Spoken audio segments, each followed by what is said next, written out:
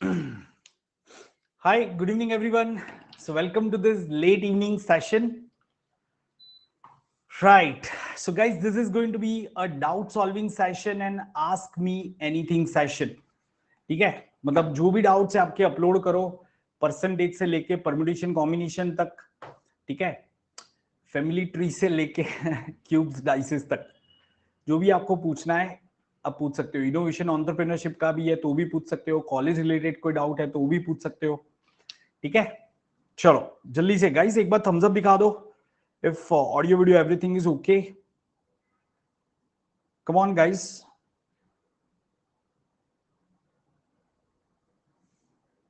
Great, चलो सब लोग आ चुके हैं। अरे दीपक तुम क्या कर रहे हो भाई, तुम्हारा अभी तक हुआ नहीं है क्या? Deepak, Deepak is by the way guys one of my oldest student. ठीक है, मतलब काफी टाइम से अटेंड कर रहा है।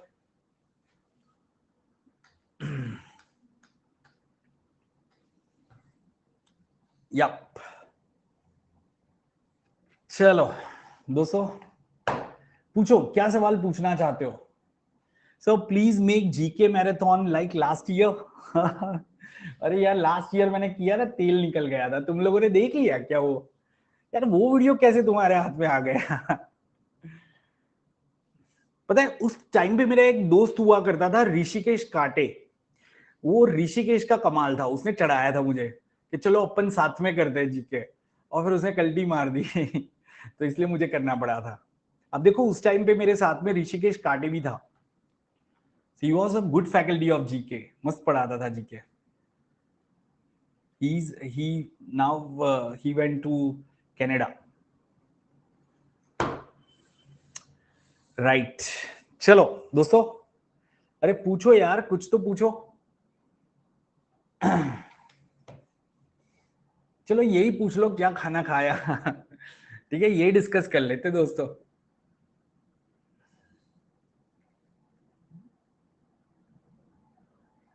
वाह रे वाह, ये देखो, our blessings always with you. वाह, शुक्र है तहसीन, वरना मेरा तो क्या ही होता। ये देखो पीछे एम्बुलेंस की आवाज आ रही है। अगर आप लोगों के ब्लेसिंग्स ना होते मैं उस एम्बुलेंस में जा रहा होता फिर तो। come on guys, so tell me what's your query. Kalpita is saying, sir, you take so many classes, when you go to sleep? So usually I sleep at 12:30 and wake up at 7 o'clock. Then I go for yoga. ठीक है, so I come back at 9 o'clock. Then I have breakfast and I start my day at 11. So फिर से 11 to 11 मेरा चलता है, फिर घर जाते हैं, फिर कुछ करते हैं।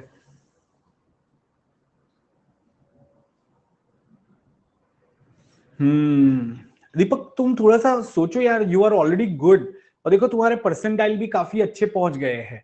तो मतलब क्या गलत हो गया? और मुझे ऐसा लग रहा है कि 96 97 पे भी तुम अच्छे कॉलेज कन्वर्ट कर सकते थे।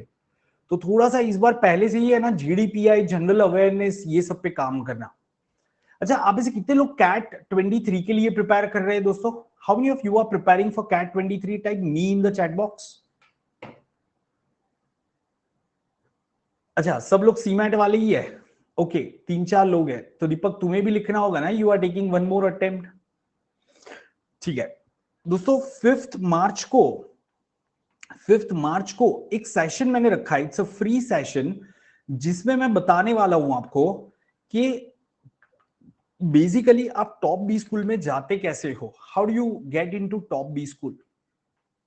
ठीक है, मतलब आपके अगर 66% है 12th में, ग्रेजुएशन में आपके 70% है, 10th में आपके 75% है, क्या आपको पता है आप फिर भी एक अच्छे कॉलेज में जा सकते हो दोस्तों? ठीक है, राइट, मतलब शायद आई एम अहमदाबाद में ना जा सको, लेकिन आई एम अहमदाबाद पे स्टोरी खत्म नहीं होती। अगर आपको आई एम कोई कोड का भी कॉल आ जाता है या आई एम रोहतक भी मिल जाता है, तो गाइस मेरे हिसाब से इट्स अ गुड डील। अब उसके लिए क्या लगता है पता है, काफी लोग प्रोफाइल बिल्ड करने पे वर्क करने लगते हैं, प्रोफाइल प्रोफाइल करते रहते हैं। दोस्तों प्रोफाइल से ज्यादा जो आपके हाथ में है ना, उस पर वर्क करो। ठीक है, आपके हाथ में क्या है, so you can increase your general awareness. you can think about your future goals, you can actually work on your domain knowledge, ठीक है? ये सारी चीजों पे काम करो और साथ में एक अच्छा स्कोर लाओ एग्जाम में. This would help you get into good college. तो ये सारा मैं आपको उस दिन बताने वाला हूं, तो प्लीज अटेंड द सेशन. मैं ग्रुप में लिंक सर्कुलेट करूंगा, ठीक है? किसी ने एक सवाल पूछा है सर एमबीए एमएचसीटी बैच कब रहती है? कभी नहीं रहती है भाई, एमएचसीटी की बैच ही नहीं है. ये सीईटी वाले स्टूडेंट्स है ना, पढ़ते नहीं है यार. प्रॉब्लम ये है, मैंने एक बार पढ़ाया था उनको, मैं समझ गया, ठीक है? सब हवाबाजी है. जो पढ़ने वाले वो खुद से पढ़ लेते हैं और बाकी जनता अलग ही होती है. सीमेट के लिए जो जनता होती है वो क्या होता है कि नॉर्मली कैट स्नैप वगैरह लिखते हैं और फिर सीमेट के लिए अपीयर करते हैं. तो तब तक वो बहुत ही सिंसियर हो जाते हैं. मतलब अगर सीमेट के मेरे 200 स्टूडेंट्स अटेंड कर रहे हैं पहले दिन पे, तो 10वें दिन पे भी 160 अटेंड करते. सीईटी में मैंने शुरू किया था बैच यार, 100 स्टूडेंट से पहले दिन अटेंड किया, दूसरे दिन 50 हो गया और तीसरे दिन 15 स्टूडेंट्स थे. ये उनकी सीरियसनेस है, ठीक है? अब मैं तो पढ़ाता वैसे ही हूं जैसे पढ़ाता था, बट इसलिए मैंने तय कर लिया यार कि सीडी नहीं पढ़ाना है भाई. वो जेबी में जो जाने वाला है वो खुद से बैठ के प्रैक्टिस कर लेगा, चला जाएगा. उसको कोई मेरे पढ़ाने की जरूरत नहीं है. और वो मेरे सेशंस वैसे भी देख लेता है, इतने सारे सेशन मैंने कंडक्ट किए हैं तो वैसे भी देख लेते हैं वो लोग. चलो एनीवेज गाइस, किसी को एक क्वेरी है तो बाकी लोग अपने अपने डाउट्स डालो, क्वेरी डालो चैट बॉक्स में. तब तक ऋतिक बात करना चाहता है. Yes Hrithik, what's your query? बोलो सर. एलआर का क्वेश्चन पूछ सकते हो? हाँ, थोड़ा थोड़ा लाउडली बोलो. किसका पूछना चाहते हो? एलआर एलआर एलआर एलआर का. एलआर? अरे बिल्कुल, कुछ भी पूछो ना यार. सर जो मैं अरुण शर्मा सॉल्व कर रहा था, तो अरुण शर्मा का लेवल थोड़ा थोड़ा ऋतिक, आवाज नहीं आ रही है आपकी. लाउडली बोलोगे, सबको सुनाई देना चाहिए. सर तो मैं Arun Sharma Elodie level 1 solve कर रहा था, तो एलआर? एलआर में या किसके लिए? कैट के लिए प्रिपेयर कर रहे हो या सीमैट के लिए कर रहे हो? सर सीईटी के लिए कर रहा हूँ. सीईटी के लिए कर रहे हो? सीईटी के लिए तुम्हें पता है अरुण शर्मा बुक कोई काम का ही नहीं है.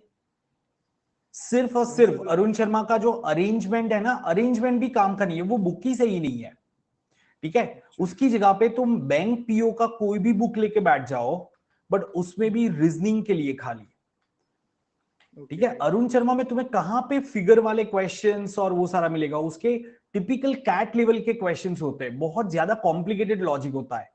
जबकि सीईटी में जो क्वेश्चन आएंगे, मैं आपको बताता हूं कैसे क्वेश्चन आएंगे. पता है सीईटी में एक तो अरेंजमेंट का क्वेश्चन आएगा, पर उसमें लोग हो गए 8 से 10 लोग, और उसमें भी फिर कुछ लोग सेंटर में फेस करके, कुछ लोग बाहर वाले, और इस तरीके से वो कॉम्प्लिकेटेड बनाते हैं. या फिर अरेंजमेंट के साथ में वो फैमिली ट्री मिक्स कर देंगे. फैमिली ट्री मिक्स कर देंगे कि 8 मेंबर एक फैमिली के, वो एक टेबल पे बैठे हैं, ये उसका भतीजा है, ये उसकी चाची है, ये उसके लेफ्ट में बैठा है, वो उसके राइट में बैठी है. इस तरीके से क्वेश्चन आते हैं. तो Arun Sharma book is not appropriate for CET and CMAT kind of exam. वो सिर्फ कैट जेट आईएफटी के लिए है. अभी clear? Yes sir, yes sir. हाँ, तो खाली खाली अपना टाइम वेस्ट मत करो. वो उसके अंदर तुम ऐसे ही मतलब कंफ्यूज हो जाओगे. Okay sir. तो ठीक है, आप बाकी फिर स्टेटमेंट कंक्लूजन और स्टेटमेंट अरेंजमेंट तो आप पढ़ा दोगे ना सर, वो सीईटी के लिए? सीमेट में मैं स्टेटमेंट कंक्लूजन, स्टेटमेंट अजम्पशन, कुछ क्रिटिकल रीजनिंग में लेने वाला हूं. बट सीईटी के लिए आपको थोड़ा और प्रैक्टिस करनी पड़ेगी, क्योंकि सीमेट में अगर आप देखोगे तो 5 से 6 क्वेश्चन आते हैं, राइट? अलग अलग वैरायटी के, और वो थोड़े से इजी होते हैं. जबकि आपके सीईटी में काफी ज्यादा क्वेश्चन आते हैं. एलआर के ही 75 क्वेश्चन है, तो उसमें वर्बल रीजनिंग अच्छा खासा रहता है, तो आपको बहुत ज्यादा प्रैक्टिस लगेगी. Are getting my point? So basically you need to have some book from which you are practicing in a structured manner for every topic of verbal reasoning. ठीक है? तो मैं कराऊंगा, लेकिन मैं सीमेट पर्सपेक्टिव से करा रहा हूं कि यार बच्चे को पता चल जाए कि क्या है, और थोड़े क्वेश्चन कर लिए तो एक अंदाजा आ जाता है कि ऐसे सॉल्व करना है, और स्टूडेंट्स कर भी लेते हैं. बट सीईटी में तो तुम टारगेट करते हो 135 प्लस, राइट? तुम्हें थोड़ा ज्यादा प्रैक्टिस लगेगा. Okay okay sir. सर लेकिन उसमें ना क्या करना है, तो वही नहीं समझ में आता है मुझे. बाकी तो नहीं यार, तो वो मेरे हिसाब से तुम्हें एक चीज बता, तुम ऑलरेडी प्लस स्टूडेंट हो, तो there are so many verbal faculties who have conducted verbal reasoning sessions ठीक है, आप उनके वर्बल रीजनिंग के सेशन देखो।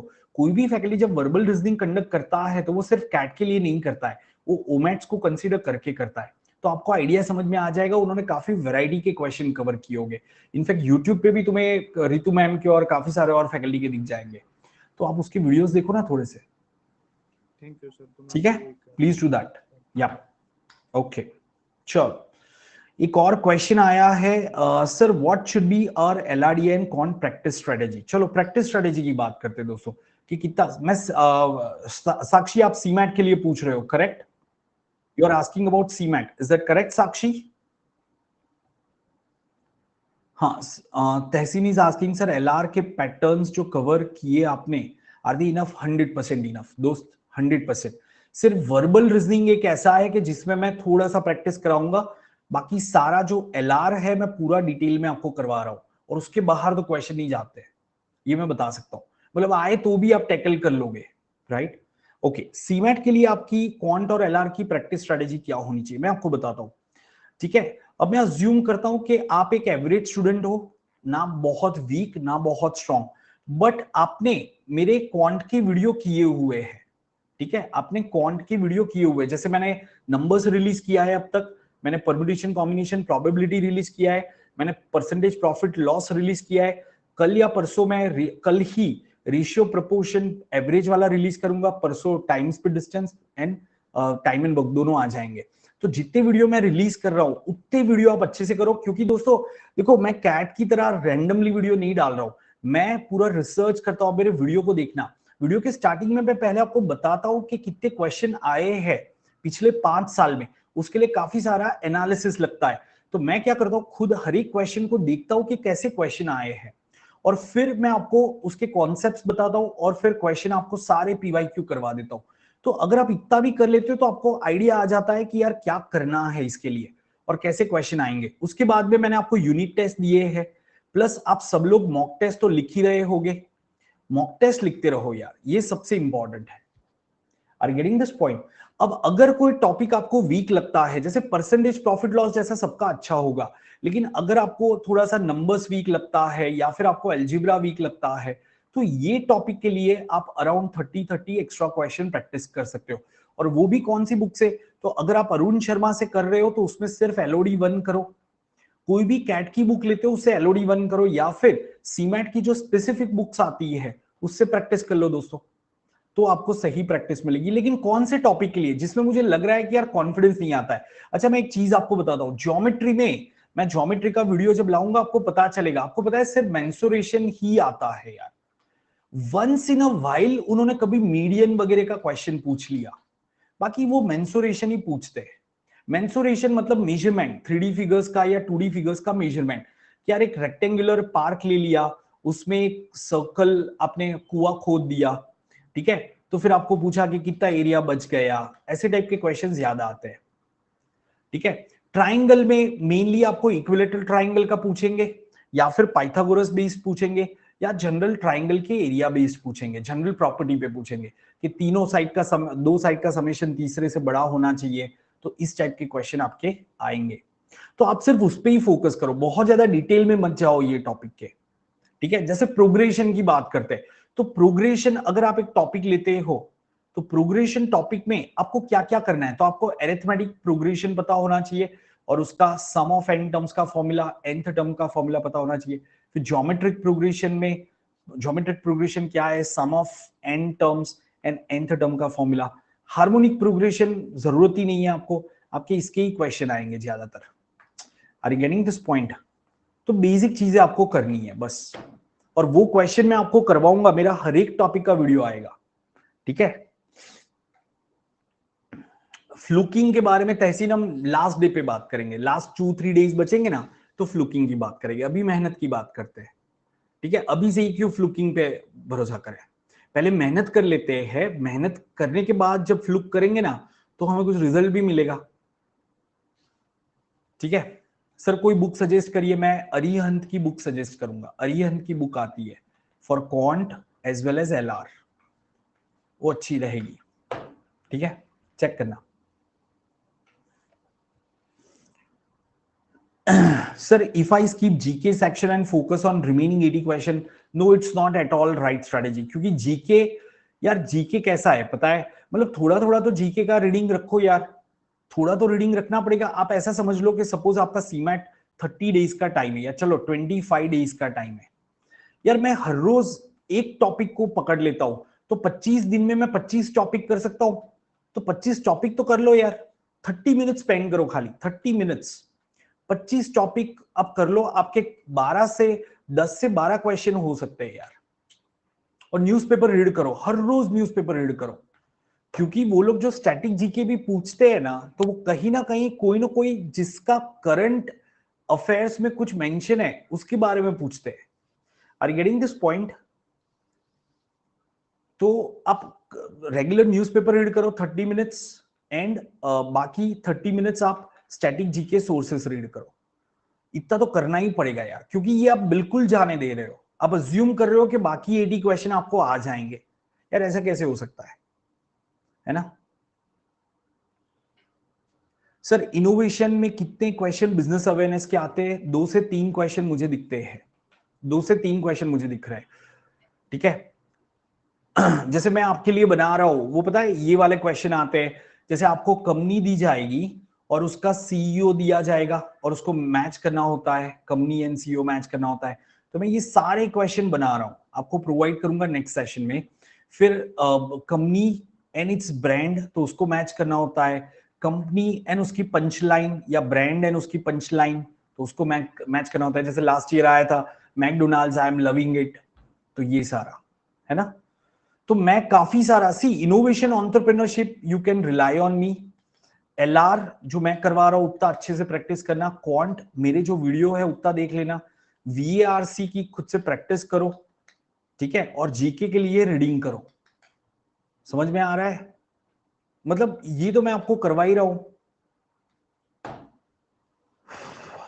आंचल सिंह आस्किंग 9 मंथ सफिशिएंट है कैट क्रैक करने के लिए? बिल्कुल सफिशिएंट है आंचल, क्यों नहीं हो सकता, बिल्कुल होगा यार। 9 मंथ्स में नहीं होगा तो 19 मंथ्स में भी नहीं होगा, unless you have heavy college workload या ऐसा कुछ है, तो फिर अलग बात है कि आप नेक्स्ट ईयर वापस ट्राई करो। बट अगर 9 मंथ्स आपके पास अच्छा खासा टाइम मिल जाता है तो होना ही चाहिए, ऐसे समझ लो। क्योंकि फिर कैट एग्जाम कैसा है पता है, आपको कॉन्सेप्ट्स कंप्लीट करने में 3 से 4 महीने लगते हैं, फिर बाकी सारा आपका common sense, thinking power, thinking capability कैसा है उसका एग्जाम है ये, ठीक है। सर जीके के लिए कौन सा बुक सही रहेगा for both static and current? Himanshu, मतलब मैं इतना जीके में नहीं रेकमेंड करता हूँ कुछ भी, मेरे पास ज्यादा सजेशन नहीं होता है, क्योंकि मैं सजेशन तब दे सकता हूँ जब मैंने खुद ने वो बुक पढ़ा हुआ है, मैंने किसी से सुना हुआ है कि ल्यूसेंट अच्छा है, ये अच्छा है, ये पढ़ लो, तो मैं रेकमेंड नॉर्मली नहीं करता हूँ, ठीक है। आई refrain from doing that unless I have personally gone through that book, I have read that, ठीक है।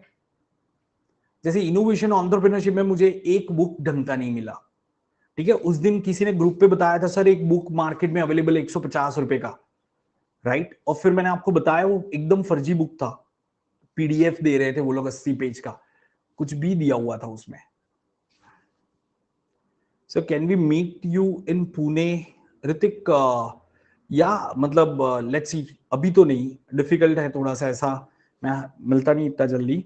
सो एक टाइम रखेंगे जब सब स्टूडेंट से मिलेंगे, ठीक है, एक टाइम रखते हैं, क्योंकि फिर कैसा हो जाएगा यार, वो कभी भी कोई भी आ सकता है और मैं ना नहीं बोल पाऊंगा फिर, इसलिए। So I will fix up a time where I will tell you on the group के guys I am available, let's meet, ठीक है। गाइस आपकी यही सारे क्वेरी है, किसी ने मुझे क्वांट का तो एक सवाल नहीं पूछा है यार, मैंने तो क्वांट का डाउट सॉल्विंग सेशन रखा था। Sir number analogy, number analogy का क्या? तहसीन, आई रियली होप यार that's the objective, is the CMAT batch. देखो मैं 3 बैचेस चलाता हूँ, सीमैट के लिए मेरा इज द सीमैट बैच होता है, इज द सीमैट बैच, बच्चों ने काफी पसंद किया उसको। कैट के लिए मेरा कौन सा बैच होता है, किसी को पता है? कैट के लिए किसी ने देखा है यूट्यूब पे? डालो नाम जरा, एक बहुत ही पॉपुलर नाम है कैट के बैच का। हाँ लक्ष्य बैच रहता है, ठीक है। एंड स्नैप के लिए मेरा कौन सा बैच रहता है, आप में से काफी लोगों ने अटेंड किया होगा, स्नैपशॉट, ठीक है। साल में मैं ये 3 बैचेस चलाता हूं यार, ये कंप्लीटली फ्री होते हैं। जो अनअकैडमी का एक ऑब्जेक्टिव है कि जो स्टूडेंट्स अफोर्ड नहीं कर सकते उनके लिए हम लोग फ्री कंटेंट प्रोवाइड करते हैं। This is this part of that, so I am doing my bit towards that goal, ठीक है। और देखो मैं पूरी कंटेंट देता हूं आपको, मैं कहीं पे भी ऐसा नहीं कहता हूं कि आप ये एनरोल कर लो, मैंने किसी को भी सीमेंट के लिए एनरोल करने को नहीं कहा है। कैट में भी आप मेरा लक्ष्य बैच देख के स्टूडेंट्स 99 प्लस परसेंटाइल लाए हैं, लेकिन वो अलग चीज है कि ऐसे जो सेल्फ डिसिप्लिन स्टूडेंट्स होते हैं वो 1% होते हैं। बाकी स्टूडेंट्स को गाइडेंस वगैरह की जरूरत पड़ती है, हैंड होल्डिंग की जरूरत पड़ती है, so then you can go for plus और आइकनिक। अगर आप अफोर्ड नहीं कर सकते तो you will have to be extremely discipline and you will have to figure out things by your own. फिर आप जब ऐसे सेशन में कंडक्ट करता हो तब अपने क्वेरीज पूछ सकते हो। सर क्वांट में 12 क्वेश्चन अटेम्प्ट हो रहा है, 20 क्वेश्चन कैसे कनेक्ट करूं? हर्ष बहुत ही सिंपल है, देखो क्वांट के अंदर अगर सपोज तुम्हारे अभी 12 क्वेश्चन हो रहे हैं या 10 क्वेश्चन हो रहे हैं तो तुमने उसका रीजन समझा। 2 रीजन हो सकते हैं, एक है तुम्हारा सिलेबस, टॉपिक्स तुम्हारे कंप्लीट नहीं है, टॉपिक्स तुम्हारे इनकम्प्लीट है। जैसे अगर कोऑर्डिनेट ज्योमेट्री से क्वेश्चन आ गया या ट्रिग्नोमेट्री से क्वेश्चन आ गया तुम छोड़ देते हो, या फिर कभी सेट थियोरी से क्वेश्चन आ गया तुमने छोड़ दिया, तो ये टॉपिक्स को कंप्लीट करो। दूसरा है कि सिली मिस्टेक्स, 2 ही चीज हो सकती है, क्योंकि सीमेट में ऐसे क्वेश्चन तो इतने ज्यादा आते ही नहीं है कि आपको समझ में ही ना आए, राइट। ऐसे क्वेश्चन तो सीमेट में रेयरली आपको कोई देखने को मिल जाएगा कि जो आपको समझ में ही ना आए। अच्छा दोस्तों, मैंने डीआई का एक और वीडियो रिलीज किया, डीआई पार्ट 2 अभी जस्ट रिलीज किया, ठीक है, प्लीज उसको देख लेना। उसमें मैंने ये बताया है, ट्रिकी क्वेश्चन करवाए, कुछ 7-8 ट्रिकी क्वेश्चन करवाए, और डीआई का part 3 right after this session आएगा, जिसमें डीआई के क्वेश्चन में जो एरर्स होते हैं ना, एरर वाले क्वेश्चन, मतलब क्वेश्चन गलत होते हैं बिल्कुल, तो उसको कैसे टैकल किया जाए, तो वो मैंने बताया हुआ है। 6 ऐसे क्वेश्चन मैंने 5 या 6 ऐसे क्वेश्चन आइडेंटिफाई किए थे पिछले 5 साल में जिसमें एरर्स थे, तो उसको कैसे टैकल करें कि अगर बाद में वो चैलेंज में नहीं निकला तो एटलीस्ट आपको तो आपके मार्क्स मिल जाए। तो प्लीज वो सेशन देख लेना सब लोग। सर आपके कॉन्स की वीडियो बहुत सही है। ओ ऋतिक, कीप लर्निंग मैन, करो यार कोशिश वही रहती है कि आप लोगों के लिए चीजें थोड़ी आसान बनाई जाए, सरल भाषा में समझाई जाए, ठीक है फिर भी कुछ स्टूडेंट्स होते हैं यार उनको नहीं समझ में आता है, तो मतलब अभी मैं क्या कर सकता हूँ। सर 25 दिन में कितना स्कोर बढ़ा सकते हैं मॉक्स में? हर्ष मैं तुम्हें बताऊं, मतलब मैंने स्टूडेंट्स को 200 से 330 340 जाते हुए देखा है, बिल्कुल जाते हुए देखा है, ठीक है। 200 स्कोर आता था, 330 340 जाते हुए देखा है सीमैट में, बिल्कुल जा सकता है। बट ये स्टूडेंट्स कौन थे पता है? जिन्होंने कम से कम 20 मॉक टेस्ट लिखे थे, 20 मॉक टेस्ट लिखे थे, कम से कम 20 प्लस ही लिखे, and they actually invested time in understanding every single concept. जब आप 300 के ऊपर की बात करते हो ना दोस्तों सीमेट एग्जाम में, तो एक चीज समझ लेना, कोई भी टॉपिक अनटच नहीं होना चाहिए। आप ट्रिगोनोमेट्री छोड़ के 300 के ऊपर नहीं ला सकते, भले उसका क्वेश्चन नहीं आया, तो क्योंकि आपने ट्रिगोनोमेट्री छोड़ा होगा तो आपने कुछ और भी छोड़ा होगा, है ना। तो हर एक टॉपिक का बेसिक करके ही जाना है, राइट। और देखो एक चीज बताता हूं, सीमेट एग्जाम है ना, एनटीए कंडक्ट करता है, एनटीए कंडक्ट करता है, ये कोई प्राइवेट बॉडी नहीं है। ये लोग कभी भी है ना बहुत ज्यादा छेड़खानी नहीं करेंगे, जैसा टिस वालों ने किया, पेपर बहुत ज्यादा टफ आ गया था, स्नैप वालों ने किया, कैट वालों ने किया। इस बार तो 2022-23 में सब लोगों ने खिलवाड़ी किया है। कैट टफ, स्नैप टफ, टीस भी टफ, ठीक है। इनफैक्ट जैट भी इन अ वे काफी सारे कह रहे थे टफ था, बट जैट एक्चुअली वही लेवल आता है। बट सीमेट एग्जाम ऐसा नहीं होगा कि कैट की तरह एकदम से ऊपर चला गया, ऐसा नहीं होगा। एक्सपेक्टेड डेट कल परसों तक मैं आपको बता दूंगा दोस्तों। कुछ इंफॉर्मेशन तो मेरे पास आए यार, ऐसे ही हवाबाजी करने से क्या फायदा है? तो मैंने मेल वेल लिखा है उनको, तो लेट्स सी रिस्पॉन्ड करेंगे वो 1-2 दिन में। तो जैसे ही कुछ मेरे पास आता है कंफर्मेशन, मैं आपको बताऊं ना।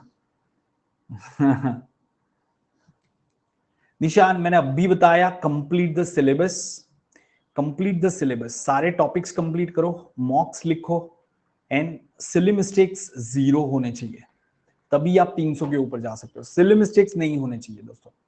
अगर आप 5% 350 का पूछा जाता है, ठीक है, और आप कुछ 16.5 भी करके आ जाते हो, गलत है। 5% 350 का पूछा, 17.5 ही आंसर आना चाहिए, कोई उसमें गलती नहीं होनी चाहिए। Are you all getting this point guys? ठीक है sir. How to stay calm for first attempt students during exam? हाँ, take plenty of mock test. हर रोज अपने रूम में बैठ के एकदम सीरियसनेस के साथ में मॉक टेस्ट लो, ठीक है। इतने मॉक टेस्ट लिखो कि एग्जाम एक मजाक बन जाए आपके लिए, तो बिल्कुल वो एंजाइटी होगी ना, नहीं आएगी आपको। मतलब जब आप मॉक टेस्ट लिख रहे हो तो 3 घंटे चिपका के बैठना है आपको, पानी पीने भी नहीं जाना है, पानी का बोतल लेके बैठ जाओ, और वॉशरूम भी नहीं जाना है, और घर में भी बता दो कि मुझे 3 घंटे तक नॉक मत करना, ठीक है। इस तरीके से मॉक टेस्ट लिखो, तब जाके वो आपका डर दूर होगा।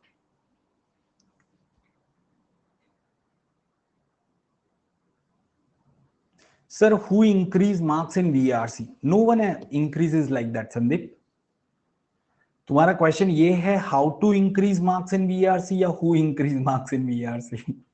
ऐसे मार्क्स कोई नहीं बढ़ाता है, but yes, how to increase marks in VRC। मुझे ऐसा लग रहा है कि VRC में 3 पार्ट है।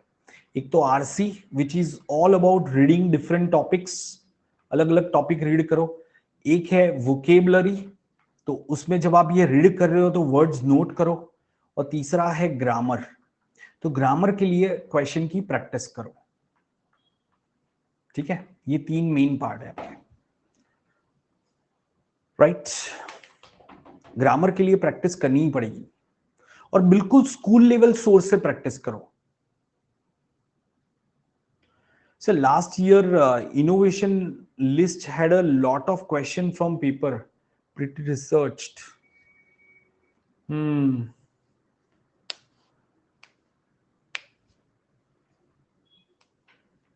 सर, अभी से डेज काउंट किए तो कितने मॉक्स देने चाहिए? मैं फिर से बता रहा हूं, एक नंबर मैंने आपको दिया 20+। अब अगर आप 30+ ले जाते हो उसको तो अमेजिंग है, बट 30+ शायद हो नहीं पाएगा अनलेस एग्जाम आपका अप्रैल में चला गया। तो 20+ तो लिखने ही लिखने हैं। और देखो एक चीज और बता देता हूं, आप एक दिन में 2 मॉक नहीं लिख सकते, उसका कोई मतलब नहीं है, क्योंकि एक मॉक लिखने के बाद आपको कम से कम 3 से 4 घंटे एनालिसिस में स्पेंड करने चाहिए। सो 3 घंटे का मॉक लिखा, जो कि नॉर्मली आप 2.5 घंटे में कंप्लीट कर ही लोगे, और फिर 3 घंटा आपने एनालिसिस किया, तो एक मॉक लिखने में 5.5 घंटे जाते हैं। याद रखना, ये 5.5 घंटे जाते हैं, right. Okay guys, sorry, we had to keep the session only till 11:30, so I am ending it. और सुनो, अगर आपको लगा तो मेरा तो ऑब्जेक्टिव था कि मैं आपके क्वांट्स के डाउट्स एड्रेस करूंगा, बट क्वांट का तो मुझे किसी ने एक सवाल नहीं पूछा। तो आपको अगर स्ट्रेटेजी चाहिए तो स्ट्रेटेजी के लिए मैं सेशन रखता हूं, जिसमें हम सिर्फ ये बात करेंगे, ठीक है। स्ट्रक्चर्ड वे में बात करेंगे, अलग अलग एरिया को टच करेंगे और उसके ऊपर बात करेंगे कि भाई इसके अंदर आपने ये टॉपिक कर लिए, अगर ये टॉपिक बाकी है तो कितने टाइम में करने चाहिए, कितने क्वेश्चन प्रैक्टिस करने चाहिए, कितने मॉक लिखने चाहिए, ये हम प्रॉपर स्ट्रक्चर्ड वे में बात करेंगे, ठीक है दोस्तों। चलो, that's it for today. See you tomorrow for our innovation and entrepreneurship session at 6 PM। Guys, कल का सेशन मस्त रहेगा, ठीक है, मजा आएगा। चलो, wait for that, I will come up with something. और अभी एक DI का वीडियो आ रहा है, वो एरर वाला, तो वो जरूर से देख लेना यूट्यूब पे।